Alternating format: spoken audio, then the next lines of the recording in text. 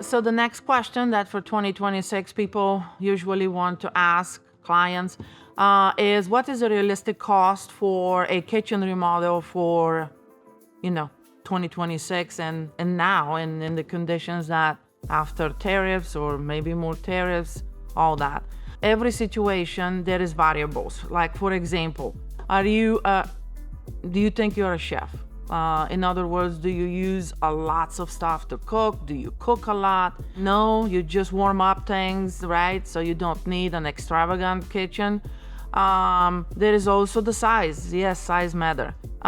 Because if I have a medium size or very large kitchen, well, of course the cost will go up. So you need to keep that in mind because it's not a straightforward answer, right? So one more time, size matter. What you want to accomplish into the new kitchen does matter. And how much do you want to do? For example, what do I mean? Is there a wall to be taken out, or are we staying within the existing perimeter and we are just trying to make the best we can do into that size of the room? Let's say for a second that we are not going to move walls and we have about a medium-sized kitchen, 200 square feet, okay? Appliances, we're gonna reuse them. We're not gonna do new appliances. And we are saying, look, I am, again, bored or I have to sell and I wanna spruce it up. If you're selling, you're going to paint the cabinets that you have. New countertop, new backsplash, sink, faucet, that's a must. Maybe a light sprucing up, right? Something that is more modern, more today, so that a new buyer comes in and says, I can see myself, taking my shoes off, putting my pots and I'm cooking and I'm good for a while. If you're doing this for you, well, that's a different story, right? So we need to take the conversation of how long you're gonna stay in the home. Is this something you wanna invest in? Or again, you're just bored, because spending 50 plus grand on board maybe is not reasonable.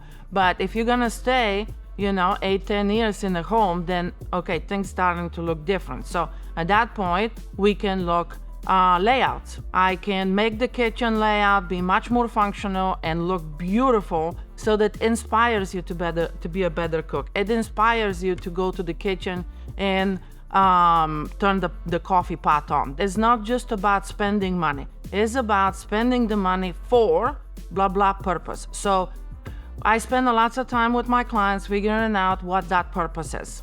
And whatever it is, bored, not bored, selling, I just want it, is what we come up with the best plan for you, because I understand the intent. So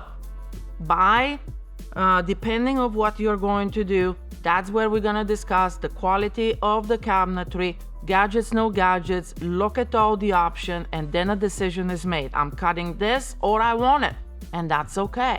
I spend my time with you to make sure that when you buy this kitchen, you don't have to buy again for another 20 to 25 years.